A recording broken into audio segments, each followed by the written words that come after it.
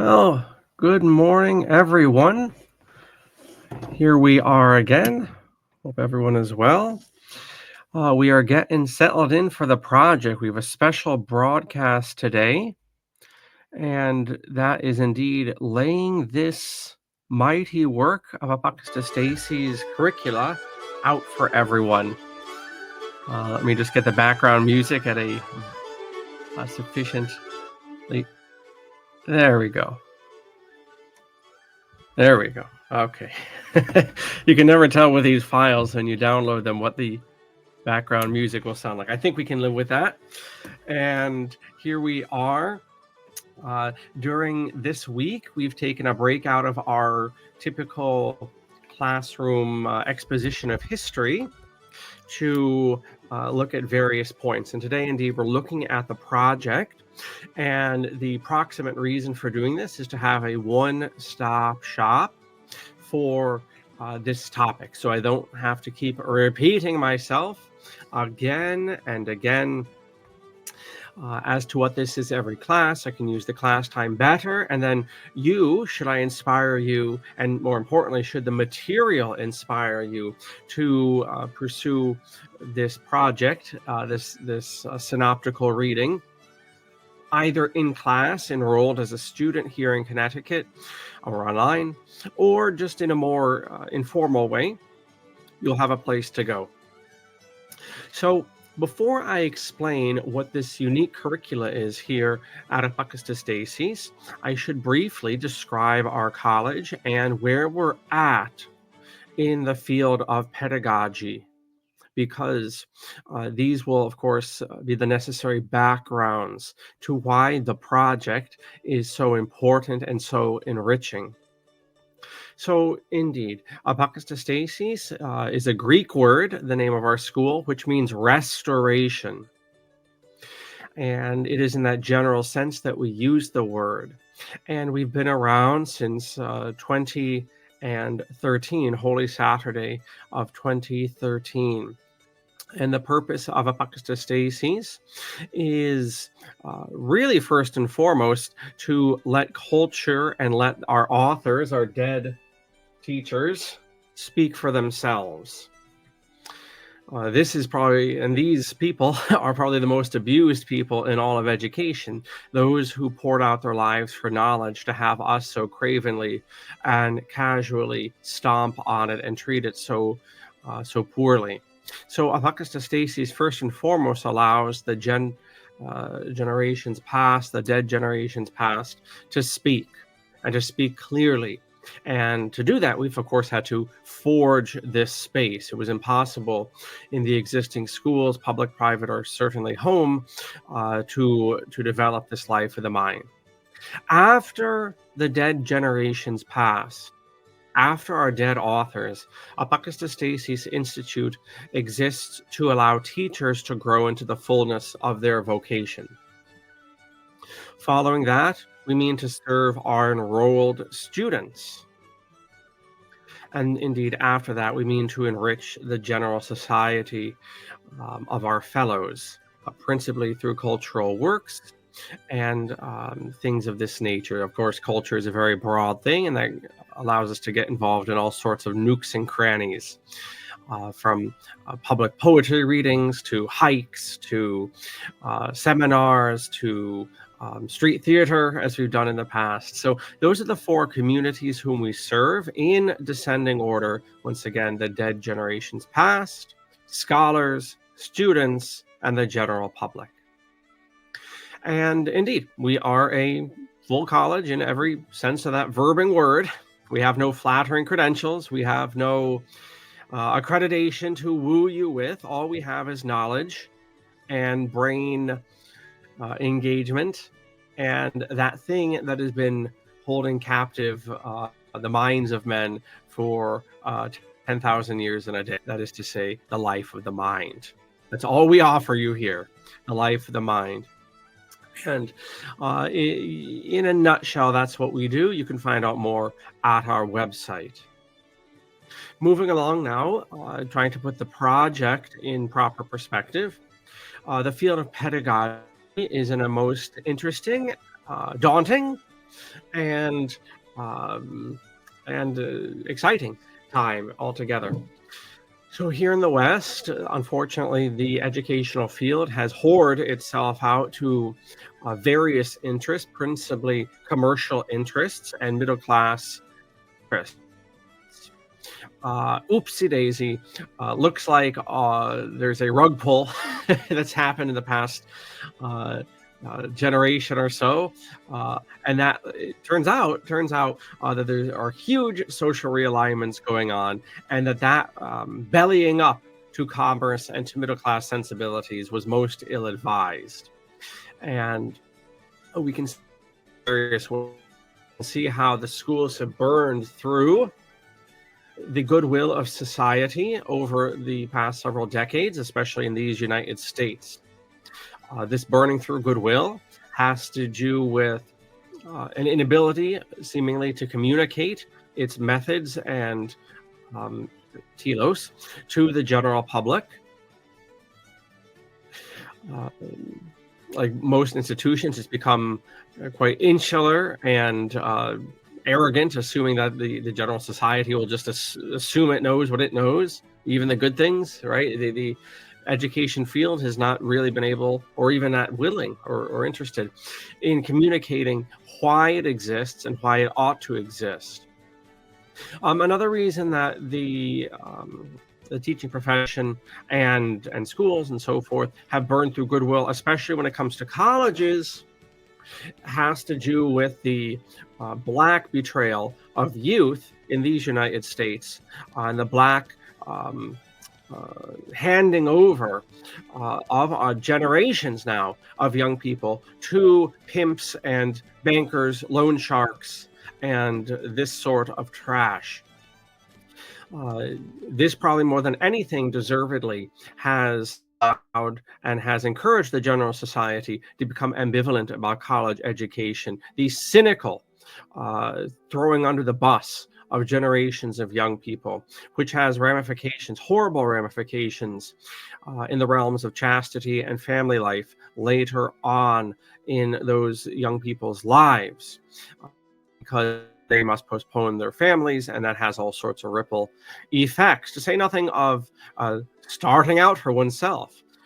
What a weird concept, not working for some bastard jobber for the rest of your life. Well, the teaching profession has much to answer, and part of that answer is the general society over the past 20 years has become more pathetic, and this is directly because of the cavalier and arrogant behavior of schools, particularly in this last regard of colleges. Where else does the educational field stand? There are huge social movements afoot, of which I'll be talking about some in my June 2025 edition of This Month in Ed, because I came across these very helpful, how would you say, funnels. I think they were called change funnels. It was by this teacher, very erudite, Blackamore.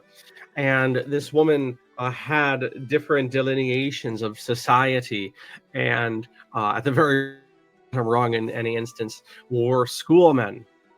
And then you had changes in the general society, changes in family rearing and discipline and so forth. And the point is that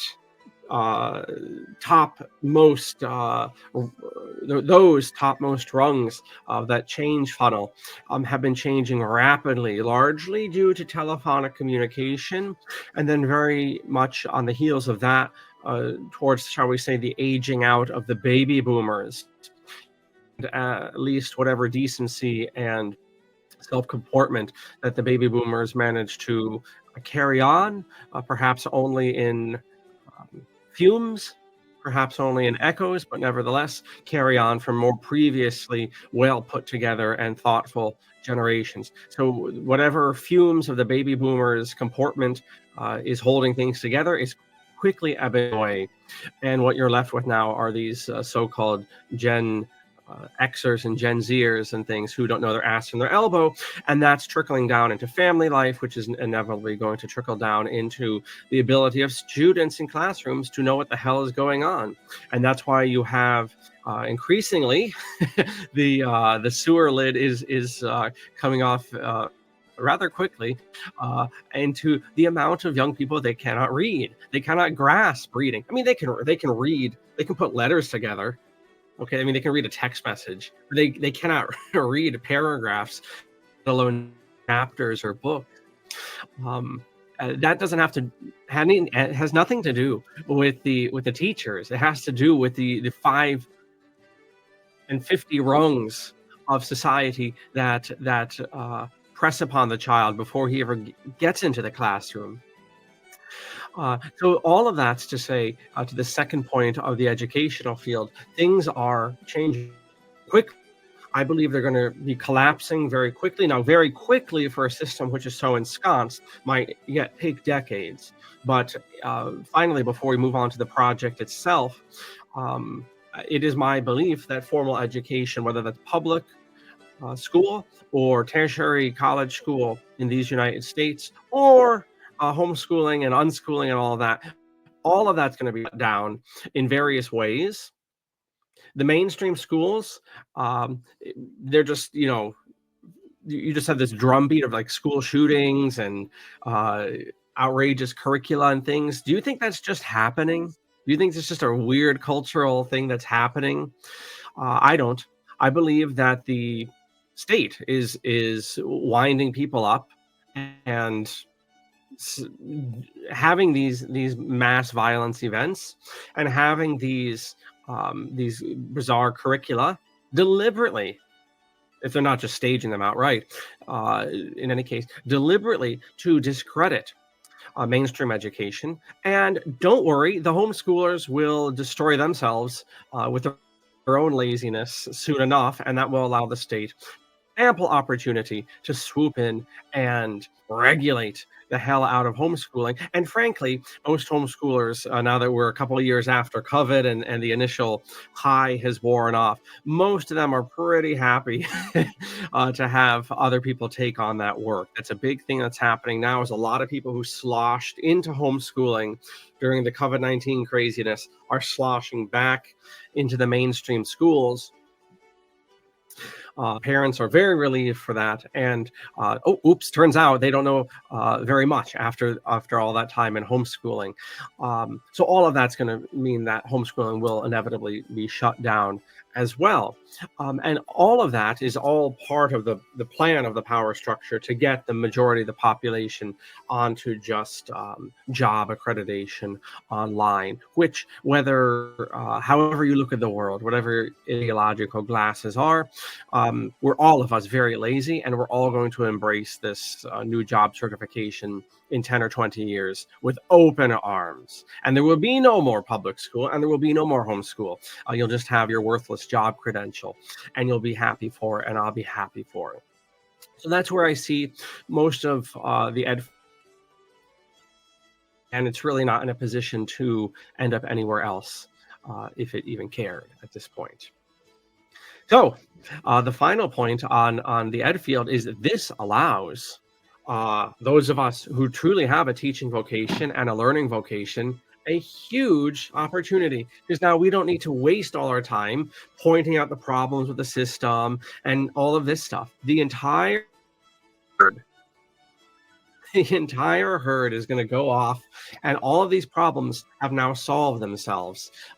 That will be the final result, and we're going to actually nakedly be able to once again teach and learn without a whole century of social larding. It is actually an amazing opportunity. It reminds me actually of the that old saying that sometimes problems solve themselves.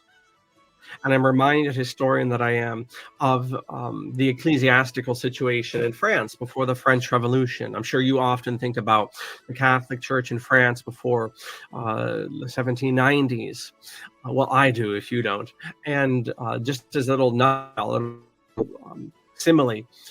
Prior to the French Revolution, the Catholic Church in France was a very rebellious thing. It was basically an autocephalous, independent, basically an Orthodox church, and had been since the Reformation and before. And in fact, one of the conditions the French monarchy and the French nobility leveled on the Catholic Church, in agreement to France continuing to officially be Catholic, nominally be Catholic, was that the Vatican and the Pope would have absolutely no jurisdiction in France whatsoever, at which point you're no longer Catholic. And so along came the revolutionaries, all these Freemasons and Illuminati creeps, and they created this thing very much like the patriotic church in China. They created this thing called the Constitutional Church. And turns out the clergy in France who were Gallican, that is to say, they were proud advocates of the French church, and we don't want any foreign Vatican interfering in our bishops' conference and so forth. Turns out all of that sort of clergy joined the Constitutional Church. In this parallel, the juring clergy or the constitutional clergy are like 95% of teachers and students and the general public, right? I mean, in other words, the institution has hoarded itself out to the flavor of the day, right? Everyone's glommed onto that. And in the analogy of the French Revolution, as it happened in 1793, then the Freemasons said, you know what? Just kill all these people anyway. And they actually destroyed the Constitutional Church that they set up. Which meant that the only clerics in France alive were the ones who hadn't joined the Constitutional Church and were running around like cockroaches in France, doing mass basements and whatever. Those people happened to be ultramontanists, rah, rah, rah, Pope, and all this jazz. And it is from those people that you got the 19th century uber ultramontane, actually Catholic Church in France. In other words, getting back to the point I'm making, in other words, the Gallican problem in France solved itself in ways that nobody could have imagined. Likewise, here we are superficially and actually, education, public, private, home, grade school, tertiary is a disaster in this country. And I didn't stutter there, also homeschooling. We need to realize homeschooling is just as messed up as the John Rockefeller schools. That's just part of realizing how bad things are. Well, guess what? Just like the problem of Gallicanism solved itself, the problem of education is going to solve itself in the manner I laid out, where everything will be funneled online, and all of those people and all of those problems are no longer going to even be on the table. What will be on the table? Getting to our main attraction here. Books will be on the table. Learning will be on the table. Discussion will be on the table. That's what makes this moment in pedagogical history so exciting, is all of the stuff that we've been ripping our hair about for the past 50 and 60 years, if not longer. I have books here from 100 years ago when people are bitching and moaning about the state of education before the First World War. I have books even around the Civil War, or the American Civil War, where people are literally complaining about the same stuff. All of that's going to be because the herd, including most of our colleagues in the classroom, will have gone on to whatever the flavor of the day is. And so a lot of the problems will solve themselves, which means now we can get down to rebuilding, and which means now we can talk about the project. Having laid out what is Apocatastastis, where are we as educationalists, now we get to the real good stuff, the project. So to define this, the project is our unified curricula at Apocatastasis that is open to our enrolled students, our alumni, our monthly seminarians, that is to say those who join us for our monthly discussions on different books, typically, or movies, and indeed the general public, of which, if you're watching this live, you are part of, right? This is part of our fourth community whom we serve. The project is going to be available to everybody. The project entails, depending on one's interest, depending on one's state in life and ability to commit time, a 3-year cursus of readings. That's the full cycle, which I'm going to explain. in a cyclical, indefinite reading pattern. So, those of you who are familiar with Christian liturgy might be familiar with a book called the Breviary or the Missal. Many Christian traditions have some version of this. If you're some sort of Eastern Christian, you might call that breviary a horologium. And there are other words as well that are escaping me now. In the Anglican tradition, it's called the Book of Common Prayer. Nowadays, I think the Latin Catholics call it the Liturgia Orarum. But the point is, though this concept has many variations, the idea is the same, and this is the idea of the project. Meaning, you have a regular reading of the Book of Psalms once a week, once every other week, let's just say once a fortnight, once a month, depending on the edition, right? Usually not longer than once a month. You have a reading of the entire Book of Psalms. And then over the course of the year, you have various saints' readings and things appropriate to the temporal cycle, the cycle of the life of Christ. And indeed, some of these editions go over 2 years or indeed over 3 years. For instance, throughout the Latin Church, as well as many Protestant sects, believe it or not, almost nobody knows this, but use the exact same lectionary on Sundays. Most mainline Protestant groups and the Catholic Church, the Latin Rite at least, use the exact same readings on Sunday. A remarkable breakthrough for ecumenism, as I say, almost completely ignored.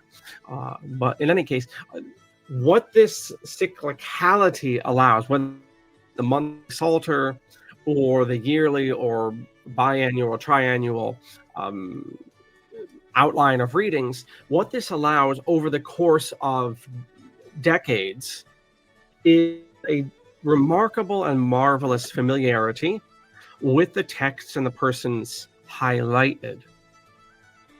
And you would think that not to be the case because you're dealing with a constrained and restricted amount of readings. And yet the genius of this liturgical approach, which we are now applying to the classroom, not for the first time, mind you, the genius of this approach is repetition, is leisurely repetition, leisurely action. Our texts are not liturgical.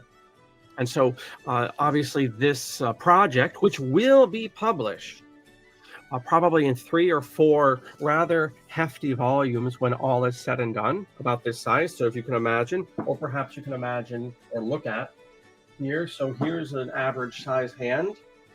So it's not in the course of what will be for us 3 years. It's not that much reading. And what we're looking at is now the construction of the project. Once again, this is going to be, and we're rolling this out right now. Right now, you're seeing this stuff on the internet. Come the fall, this is going to be implemented in our classrooms here in Connecticut and with our online students, and building out from there. You're going to have 3 units, and people will have the option to break this up as they see fit. So one of the things we have to account for, more so than in the liturgy, is the diversity of applications and duties of state. That is to say, our enrolled students are going to have an obligation of reading that's greater than our monthly students and indeed than the general public. So the project has a core, and then depending on one's interest, then it will have 2 outer shells, if you like. Now, at the core of the project, again, all of this, I'm going to start holding up books. All of this will eventually be excised and arranged in proper volumes, just like you have in the Breviary or the Book of Common Prayer. So the core of the project is the poetry. Here in my old binder here with my silly illustrations on it. And over the course of the month, there are 9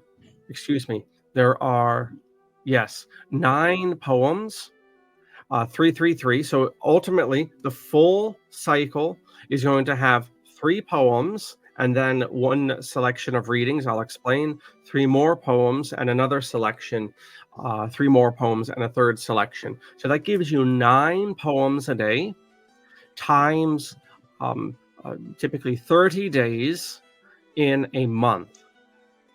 And I can double check the math, but I believe that works out to be something like 260 poems a month. Now, it is not realistic to hope for familiarity with more than 260 poems. So we're not going to have a multi-month cycle. We're really pushing it to have even a monthly cycle as opposed to a weekly or a fortnightly cycle. But over many readings, over many months, those 260 poems will become more and more familiar to the student. And now that could be a formally enrolled student here in Connecticut or just in general. And there's a balance there, and I'm having to work that balance out. And no doubt there will be tweaking. There's plenty of room to tweak this and to personalize it even. And so I'm not stressing out over the various selections. We'll adjust them as we move along, but we very shortly, by the close of June, we'll have that selection. And those will be core Western poems, selections from Dante and Wordsworth and Shakespeare, and also from non-Western traditions as well, the Rig Veda and the Quran and things like that. So we're looking for a representative sampling of poetry from across the world and really the best of the best. Now, another challenge, just focusing on the poetry section of the project, another challenge that we face is the fact that poems are not of uniform length. So you could have Joyce Kilmer's poem Trees. I think I shall never see a poem as lovely as a tree. Very short poem, not quite as short as one line, but short. And then you have something like the Iliad, which is much longer. And then you have plenty of stuff in between. Those intermediate sized poems. So what will eventually end up happening is that we will develop an appendix for longer poems, meaning in the monthly cycle, we will just have the incipit or the beginning of the poem in question. If it's a longer poem, we will reproduce that in the appendix. Also, the appendix will allow us to put in even more poetry for those so inclined, whilst not disturbing the monthly rhythm of selections, which needs to be stable. Okay, so what we envision, that's the core, because why? Because poetry is really the exposition of the soul in text. And so each of the 3, what I call, if you go to our website, rakat, which is just an Arabic word for units, each of the 3 sections or units that will be chosen for each day of the year will begin with 3 poems and then a reading. Okay, so now we move to the core section of the poem, which is probably going to be the core section of the project, which is going to be what most people most of the time interact with. So they'll say their 3 poems for the day, and this will be laid out, so every day of the month, and then Monday, Tuesday, Wednesday. And then the first reading, and this will be on a yearly cycle, which I think will make it most approachable for most people, will be the outline of History by H.G. Wells. And so over the course of the year, it seems like a big book. It's really not. If you break it up in this volume, it's about 2.5 pages a day. Not bad at all, not much at all. But every single day having its own readings, getting through a fair amount of human history in the course of the year, and then doing it again.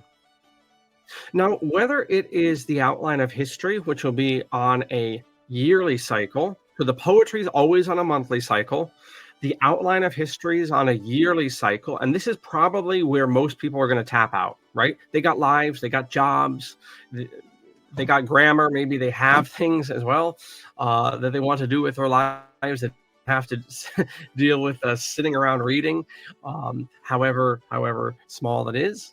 Or they have other things they want to do. So I envision most people's interaction, if they commit to the project, will be the 3 poems a day and the outline of history. But whether it's the outline or what's filling in the second rakat or unit of reading, the story of civilization over 3 years, these 11 volumes over 3 years. What's the case there, and indeed when we get to the third unit, it'll be the case as well, is that these books have limitations. Okay, I'm well aware of that. You're not bringing anything to my attention I'm not more aware of than you, right? Right. Gee, maybe having a book that's 100 years old isn't the most cutting edge history in various ways, not just the fact that 100 years of life have happened in the meantime, but also ways of writing history and analyzing history have changed. Or, the Durants, the same stuff, right? There's certain research that's out of date, certain findings that have happened. Yeah, I'm well aware that there are limitations. We needn't get caught up on the limitations. We need to overlook the limitations and see the genius of the project is coming across the readings continually. And I should say now, what's the third rakat or unit of readings? Those are going to be also broken up over 3 years, and they will be synchronized both with the outline of history reading and with the story of civilization. And those will comprise principally literature as well as philosophy that will be coordinated. Ideally, the people who can commit 3 poems are reading the outline of history, 3 poems are reading from the story of civilization, 3 poems are reading from literature. Ideally, and most realistically, the people who can do this are the enrolled students at Apocatastasis. I don't imagine most people will apply themselves beyond just the 3 poems a day and the outline of history.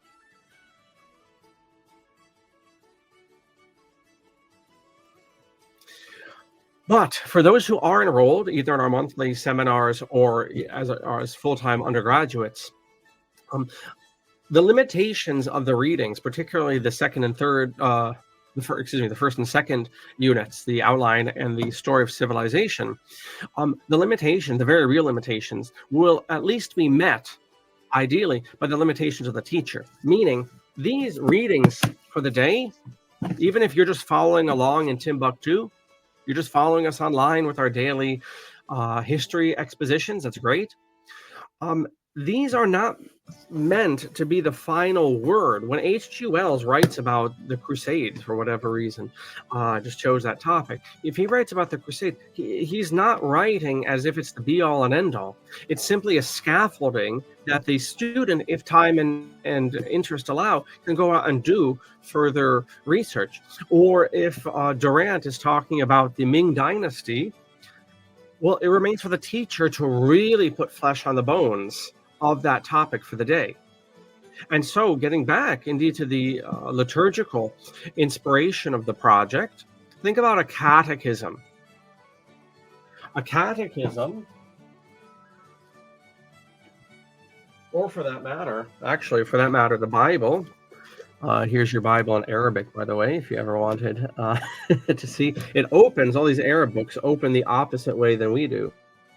That is the Holy Bible in Arabic. But whether it's the Bible, for that matter, or the Catechism, to use these genres of literature, these are not meant to be the final definitive teaching on any matter. I know that might shock people with internet subscriptions who spend all their time quote mining the Holy Bible and the Holy Catechism, but they're not meant to be quote mined the way people are using these books nowadays. They were never intended that way. And likewise, the outline of history, or the poetry, for that matter, or the Durant series, or the literature that we choose, these are simply an organized scaffolding that in the course of 1 year or 3 years, if you have the application, you will repeatedly come across the best of culture, and the best in particular of Western culture. And by doing this often, you will come up with a familiarity, warts and all. And even the limitations of the books chosen, and even the limitations of the teacher, there is a strength, there is an inherent strength to this approach that far outweighs the acknowledged limitations of it. And that strength principally comes from the repetition. The repetition. I mentioned earlier in this presentation the the exciting time that we're at as educationalists, whether that's as students, as teachers, and all good teachers should be students. Part of that excitement is the um, is recapturing repetition. I know that's become so poo-pooed. I'm ashamed to say, even especially in alternative education, especially some of the more radical eddies like unschooling and things, people just hate the rote repetition. Well, guess what? There's a reason rote repetition is used in the oldest schools in the world. The schools that have survived all the slings and arrows, Al-Azhar, Oxford, Yale. Why do they stick with those old hidebound approaches of just memorizing and not even knowing what you're memorizing? Because those are the building blocks. If you don't have the building blocks, you can't get higher levels of thought. That's been a fatal flaw of American pedagogy since the 1920s and 30s, is turning against that repetition. And the older many of us get, the more we realize the genius of repetition. Interestingly, you might say nature also acknowledges the genius of repetition. Children love rhymes, and they love repetitive things like eeny, meeny, miny, mo. And I'm not the first one to say that that observation of Dorothy Sayers, that it's good to teach children Latin when they're little, or any language that has conjugations, for example, because the same child who likes eeny, meeny, miny, mo is going to like o, as, at, amos, ant, amos. Oh my goodness, o, as, at, amos, atis, ant. Yeah, right. The kid will love the endings. Right, you can make little songs out of these things. The repetition is the name of the game. Nature itself bears witness to repetition. Here we are recording in the beautiful spring, the birds singing through the air. Nature itself, our bodies go through cycles. So why not our brains? Why not our learning? That's the genius of the project. Now, finally, we do have this, until we finish it, we do have the materials, this will be growing, freely available on our site. And so if you just go to our regular site / the-project, which is down below in the description, you will not only see recent classes that we've offered, highlighting just our 1 year's outline of history, but also our poetry as it's developing in the monthly cycle, as well as H.G. Wells's text already mentioned. So you can access that and read along with us. Now, as I say, eventually these will be published as probably four Bible-sized volumes. The whole 3-year cycle will be published as such.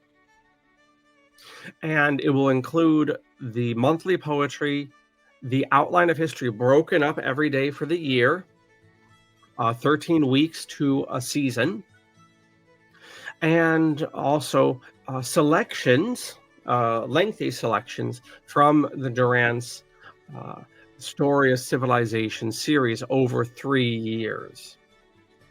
It is completely impractical to publish 3 years worth of assigned literature. So, what would this look like? The synchronicity of the project. What would it look like on an average day? I thought that would be appropriate to highlight, and so we shall. So pretend we're reading through Greek history, and this will all be synchronized in a marvelous fashion, that it will not put the yearly students out of sync with the 3-year students. So you'll have your daily reading. All of this will be one set of books eventually. You'll have your poetry, of which there will be a smattering of Greek poetry. So on that day, and then you'd have your reading from Wells, the outline about whatever about Greek history. We'll say the Trojan War, whatever. I'll just nail it down there because that's where my examples come from. Then you'll have 3 more readings, and you could read that some other time in the day. It doesn't all have to be at once. And then that would be from Caesar and Christ. More exposition by the Durants, more elbow room to work with. And then you would have 3 more poems, not lengthy poems, just snippets. And then you would have, just say, this Trojan War book, this novel on the Trojan War, or it could be the Iliad, as the case may be.